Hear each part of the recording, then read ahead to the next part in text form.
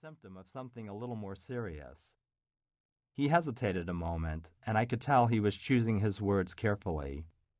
After my blood work came back, Dr. Bober said she wanted to rule out some other things and sent me in for more tests. He paused. They show I have a kind of leukemia and... Leukemia? Not the bad kind, he said quickly. There's acute leukemia, which is what you think of when you say leukemia, the kind that can kill so quickly. I don't have that. I have something called chronic lymphocytic leukemia. It's just lying there in my bloodstream, not doing anything. The doctors say it could sit there dormant for years. How many years? I asked. Anywhere from a couple to 10 or 20, Dad said. My mind raced to process everything I was hearing. So that's good, right? I asked. It may just sit there for the rest of your life. That's what the doctor said. Go about your life, Richard, and forget about it. I should try not to worry, and they treat any symptoms, like the anemia, and monitor my blood every 4 months. How are you doing on the try not to worry front? I asked. So far, pretty good, he said. I just want to stay healthy so I can take care of Mother for as long as she needs me. Standing phone to ear from 3 states away, I felt a swell of optimism. Dad always bounced back. He had bounced back from the heart attack he suffered shortly after retiring from General Motors, and from prostate cancer after I was married. Dad, a man who greeted adversity with stoic determination, would bounce back from this too. The sleeping cancer would simply be something to monitor as my father marched vigorously into his 90s, holding together the strands of the life he and my mother had spent more than a half-century building together. It's really nothing, Dad assured me. I'm going to follow doctor's orders and try to forget about it.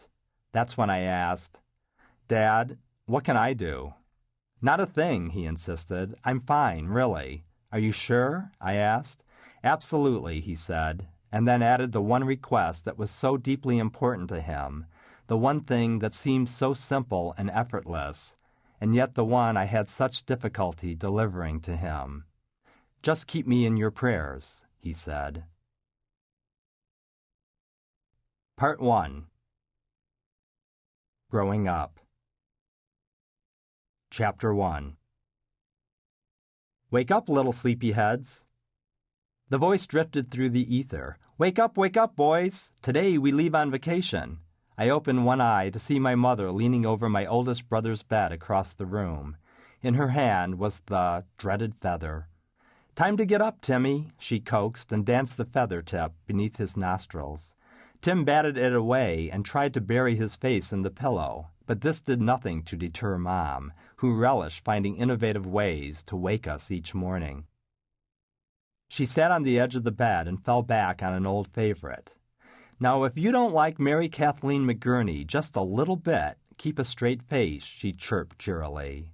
I could see my brother, eyes still shut, lock his lips together, determined not to let her get the best of him this time. Just a tiny bit? An eeny-teeny bit? She coaxed, and as she did, she brushed the feather across his neck.